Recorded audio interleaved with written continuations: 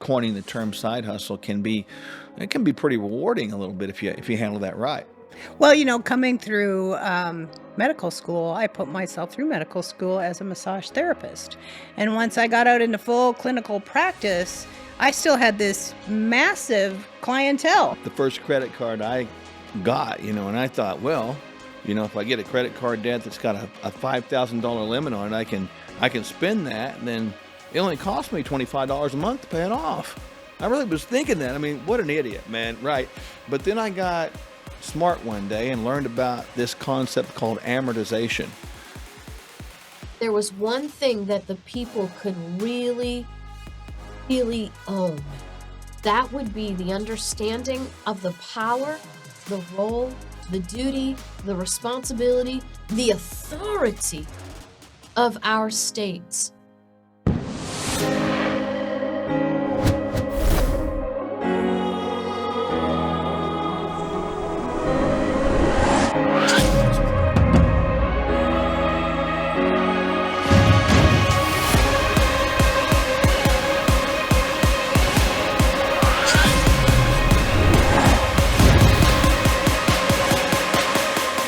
There's this thing called a side hustle, or what do you do when you leave work to make a little extra money? Is that always a good thing, or does that tend to lead to overwork? I thought it when you said side hustle, I thought of that dance, Do the Hustle. Remember Do that the one? hustle. That was great. Can you do that dance? I can't. I have no rhythm. Well, I guess I do. I just can't hear it. I don't know. It doesn't connect with Let me. me see. Let's take a look. There's no way, man. It's goofy, right? You ever seen a big guy try to dance? Yeah, a few times. Not graceful at all. It looked like a clunky John rock out Travolta, there. wasn't he a Yeah. big guy, tall guy? No, John Travolta, he did this number. Oh, they just made him look big in the screen. How did we get off of that side hustle? The bottom line is, like, these people getting, side hustles, if you will. They're their own boss, right? They go out here and try to do something a little extra on their own that they find enjoyable, rewarding, give them happiness. It might give them a little more financial freedom. Because, like, you get into a job, man, that you've done for X number of years or decades, perhaps, a career. And let's say you've reached the point where you can't advance anymore. You've kind of capped that thing out. You capped away your potential, or capped out the opportunity. People can get stuck in that rut, and they can become very overwhelmed by that. So, going kind of into the area of finding something else you like to do, that they're coining the term side hustle, can be pretty rewarding a little bit if you handle that right. Well, coming through medical school, I put myself through medical school as a massage therapist.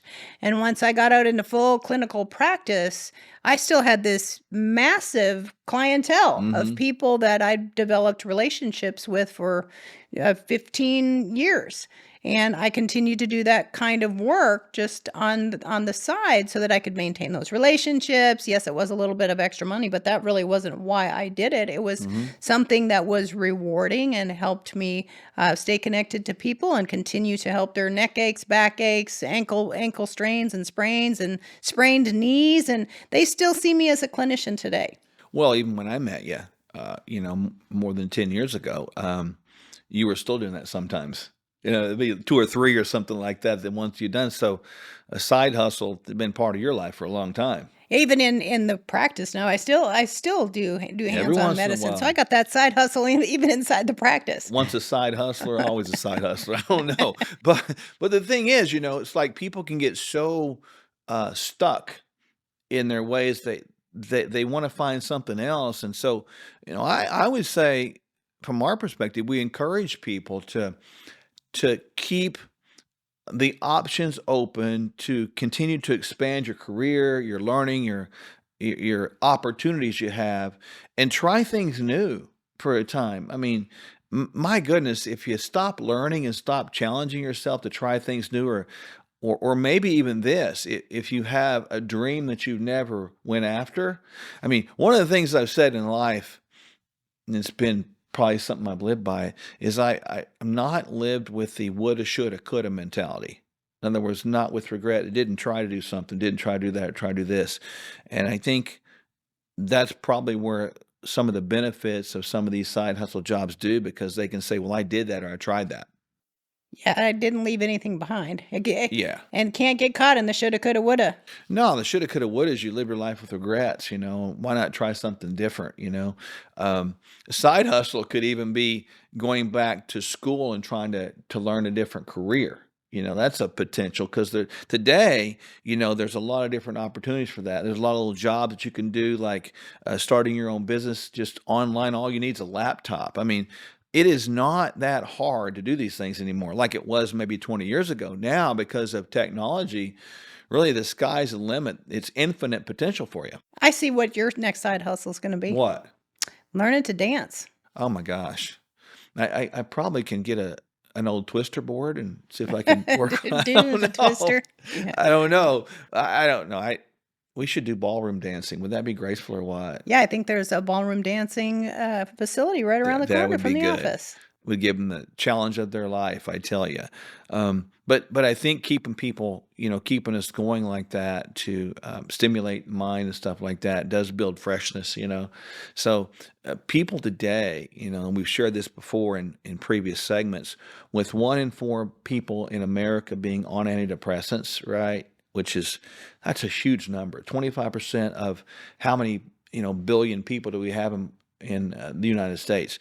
That's not okay, right? And because of that itself, you know, sometimes if you can find something to do to buffer that, and studies have shown that people are less depressed when they have that going because it gives somebody a sense of achievement or satisfaction if they're able to get some success on those things.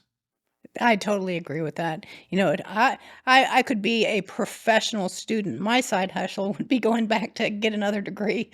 However, Well, that does not pay the bills. no, and she does do that sometimes. We'll be sitting around, she'll be studying on stuff, and I do too. I guess at some point, always trying to learn, and it's interesting. You know, we've tried to continue to expand our learning and skill set by doing It's and so learning other things. fun.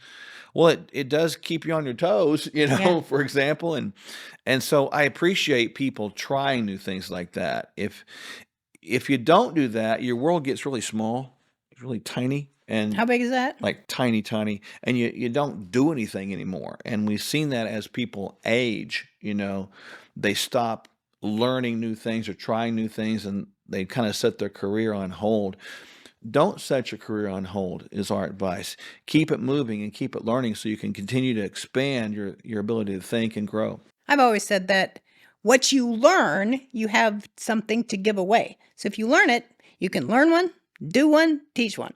I love that. So your side hustle then can become something that can make you a better person. It can expand your horizons. It can pay some bills, right? It can give you some freedom, and it might just lead you into a brand new career and brand new opportunity. And if you don't do it, you might regret it. So we encourage these things. These are good. You can see us on Sherwood.tv, find out more about our practice, more about what we do, our plans, our products, and you might just want to check out Kingdom Fuel.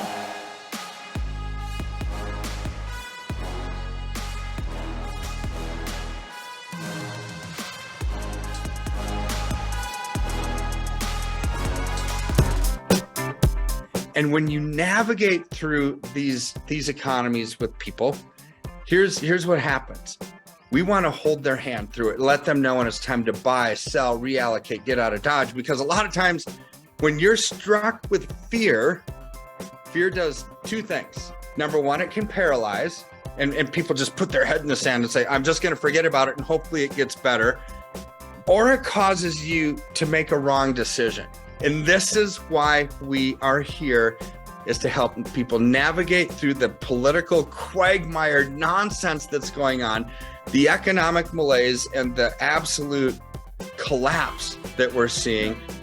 And when our freedoms are eroding, our political freedoms, our economic freedoms, our personal freedoms, our religious freedoms, our health freedoms, they're all tied together. But you know what doesn't need to erode with that? Our finances. KirkElliottPhD.com/Sherwood. There's a lot of talk these days about human enhancement. Terms like biohacking, bioharmonizing, biosynergizing, stacking, resilience, and anti-fragility. In our clinic, the Functional Medical Institute, we've been helping people of all shapes, sizes, and backgrounds improve their quality of their physiology and maximize their lives. So, You can follow the latest fads and gimmicks and maybe find some things that work for you. Or you can add Kingdom Fuel to your daily regimen right now. It's the simple start to a transformed life. Our unique meal shakes are balanced, low glycemic, rich in fiber with 20 grams of clean protein, essential vitamins and minerals, healthy fats, and organic fruits and vegetables. Kingdom Fuel is vegan with a complete amino acid profile. No gimmicks, just proven results. Start today at sherwood.tv/fuel.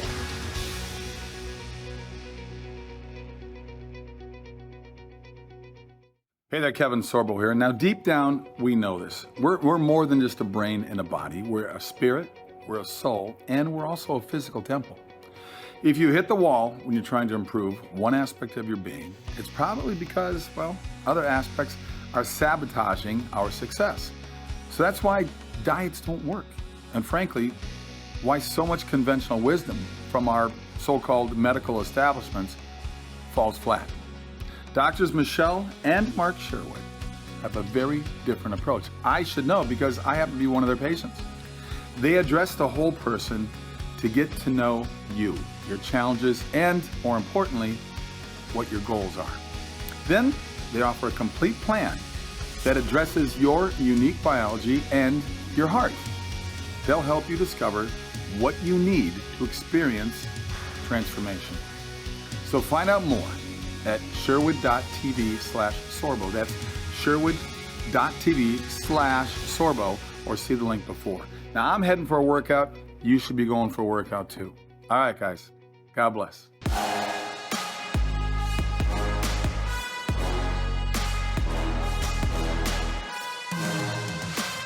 You know, I just wanted to address this topic about, not just America's debt, but how a person's individual debt can become such a burden in today's time.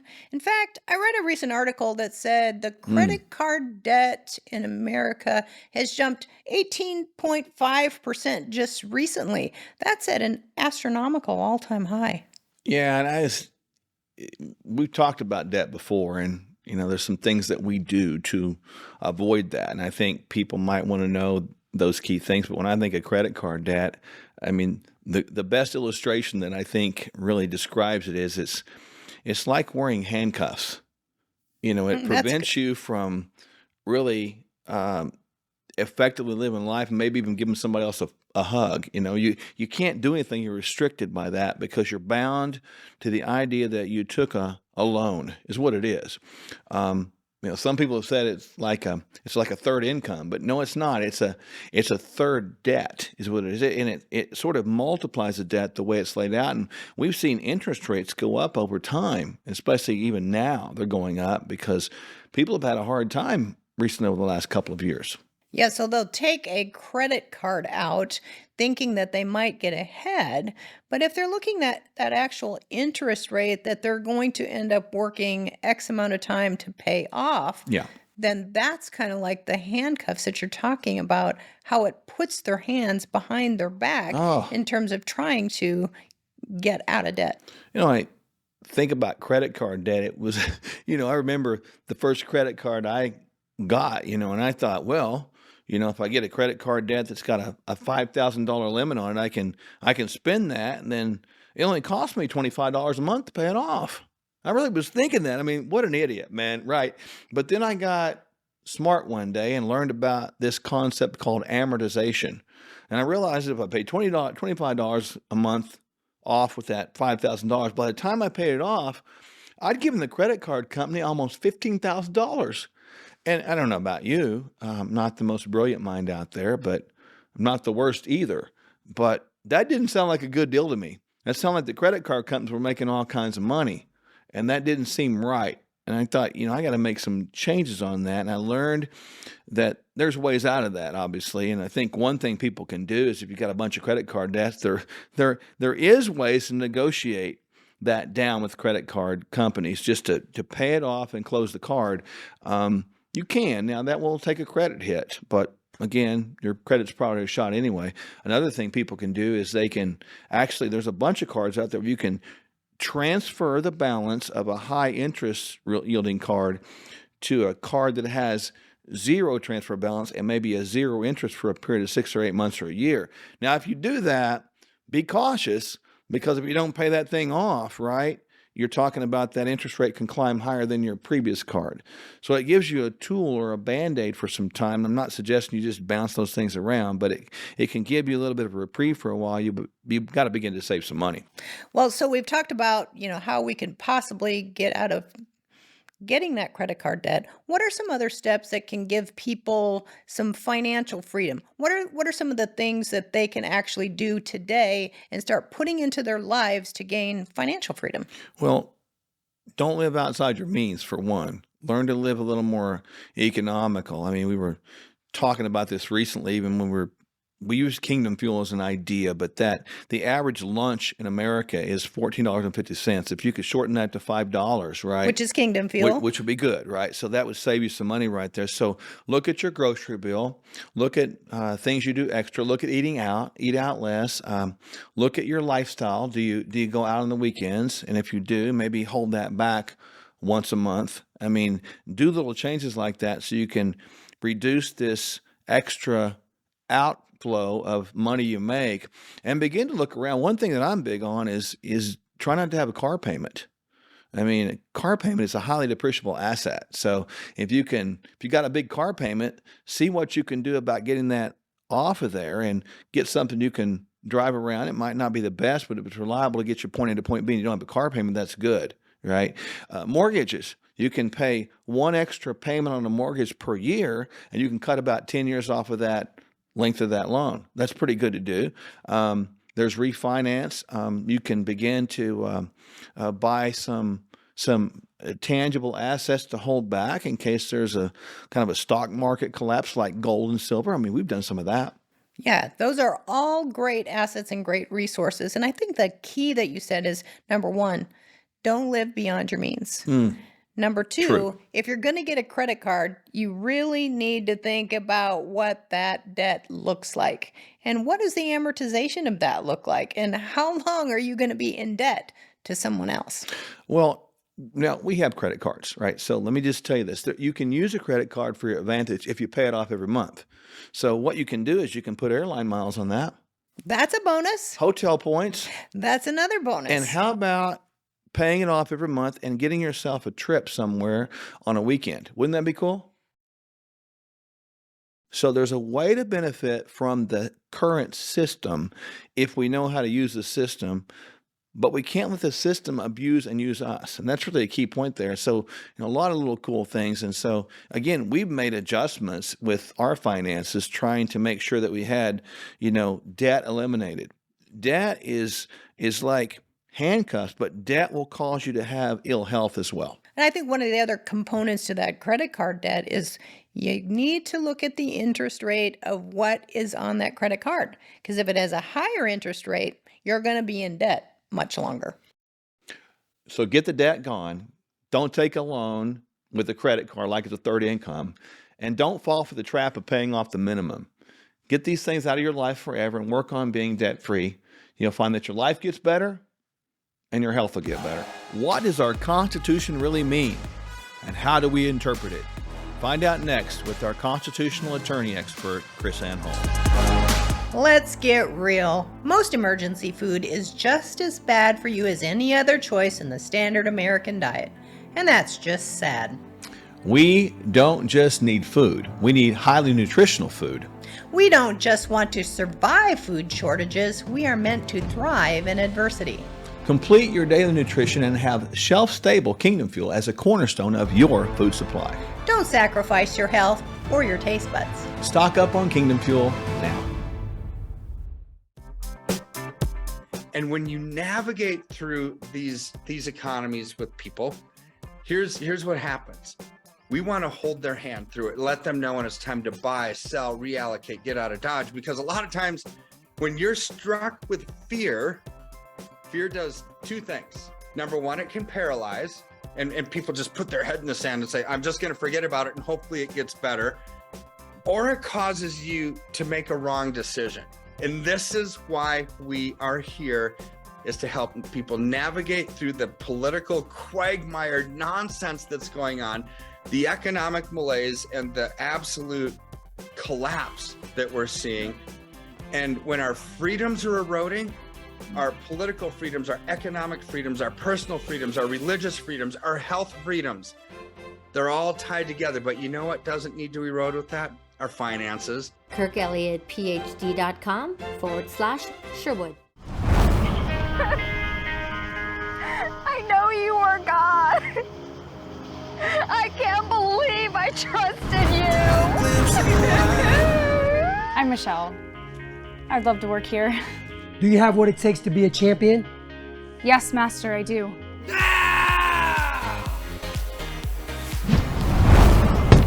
need to get you more competition. And Nationals? finally, the Olympic team selection tournament. Did somebody try to hurt you again? Yes. But I don't think anyone will ever believe me. She's working on being a homeless Olympic champion, and now she has somebody footing the bill for college so she can become a doctor. We have to pray on the list so that in all of God's glory, each item on the list will come to a fruitful and gratifying beginning.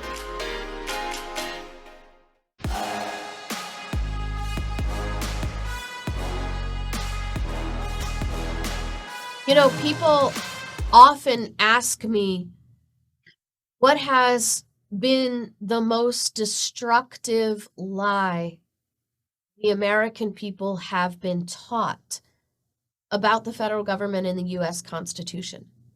Now, Doc, you and I have talked about this on a previous segment, but it really boils down to the lie that the Supremacy Clause in the Constitution establishes that the federal government and federal laws are superior to state laws and state constitution.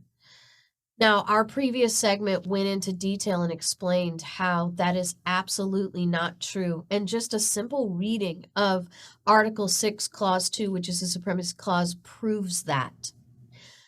But you see, with that deception that has really infested the minds and politics of American government, we have had a falling away of the understanding of governors and attorneys general and even the people of their states of the power and the duty and the responsibility of the state to stand against the exercise of unauthorized federal power. And if there was one thing that I want the American people to really know today, if there was one thing that the American people could know that would change the whole dynamic. I'm not usually a one thing person, right? Because I understand that life is multifaceted and there are many solutions to a single problem and there are complications and details that need to be worked out. So I'm never really a one thing person, but in this situation, there was one thing that the people could really, really own. That would be the understanding of the power, the role, the duty, the responsibility, the authority of our states to say to the federal government, I'm sorry, that the Constitution does not authorize the exercise of that power, and we will not comply. And so in that authority, we have a solution to nearly every single federal problem that we see today. The ATF gun grab. States actually have the authority and the duty to say, no, we're not going to let you enforce those laws in our state because there's no authority for you to govern what we sell and how our people keep and bear arms within our states. There's no authority for you for that. No, we're not going to let your Environmental Protection Agency come in and rule and reign over our land. And by the way, the FDA and the USDA sorry, we don't find that authority in the Constitution. Because remember, we're the states that created the federal government. We're the creators of the federal government. And as the creators of the federal government, we have the authority to say, you know what, we didn't create you with that power. So that power does not exist to be authorized in our state. Not only are we not going to help you exercise that power, but we're not going to let you exercise that power on our people. The Department of Education, the Department of Interior, the Department of Ag, the Forestry Service, all of these organizations are extra constitutional. And according to Article 6, Clause 2, if their power is not exercised pursuant to the Constitution, the power is null and void. And what the American people and our governors and our attorneys general need to understand is that applies to the judiciary as well. The Supreme Court's authority is limited and defined by Article 3. The Supreme Court and federal court authority is limited and defined by the powers delegated to the federal government. So if the power, the authority is not delegated to the federal government, the federal judiciary doesn't have jurisdiction over the matter. So if there is no authority for delegated to the federal government to rule and reign over what we eat, what we drink, what we smoke, what we ingest, what we wear, what we buy, what we sell, how we live, how do we use our resources in our states, all these things that happen internally in the state, then the Supreme Court has no jurisdiction over those matters either. So we have to understand, and we really have to own this, that our states not only have an authority, they have a responsibility to say no. And we have this information documented for you in our book, Sovereign Duty. We have this information documented for you in a film we call Non-Compliant Movie that can be found at noncompliantmovie.com. And we want to help you know this because all political powers derive from the people, and the people have to stand for the proper application of their Constitution in order to defend their rights. So thank you, Doc, for letting me bring this information to the people. There are many ways to come to this understanding. We want to help you with some of them, but that's the one thing I wish everybody would know right now. Exploring biohacking, bioharmonizing, biosynergizing, stacking, resilience, or anti-fragility? Start here. No gimmicks, just proven results.